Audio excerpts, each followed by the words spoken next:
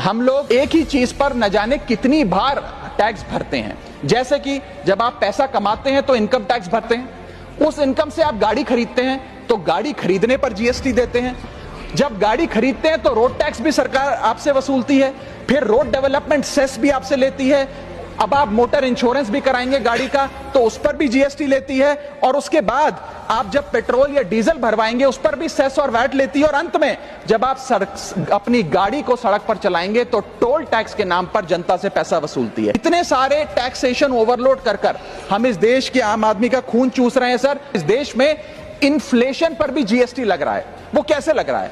एक प्रोडक्ट जो 100 रुपए का बिकता था उस पर 18% जीएसटी हुआ करता था, आज वो वस्तु महंगी हो गई, 100 से 150 रुपए की बिकने लगी, अब 18% 150 रुपए पे लगने लगा, यानी कि 50 रुपए की जो महंगाई है उस पर भी सरकार जीएसटी लेने लग गई है, which is GST on inflation. में जिन लोगों को अर्थशास्त्र के बारे में जानकारी नहीं है उनकी राय पे अगर बजट बनाएंगे तो इसी प्रकार के फ्लिप फ्लॉप्स देखने को मिलेंगे। क्या हमारे देश की वित्त मंत्री इन्फ्लेशन एडजस्टेड प्रॉफिट्स में विश्वास नहीं रखती? क्या उन्हें इन्फ्लेशन का ज्ञान नहीं है? क्या वो जानती नहीं कि इस देश में महंगाई एक प्लेग की तरह फैलती जा रही है? सरकार का एक सूत्री मिशन है टैक्स, सरकार का कमीशन है टैक्स।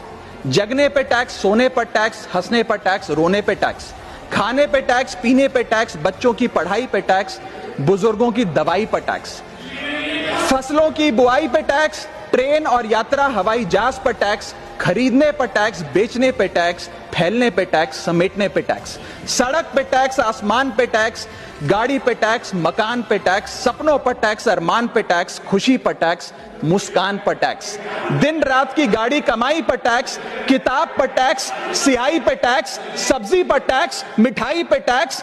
सरकार जनता से वसूल रही है बीजेपी से दिल लगाई पर टैक्स।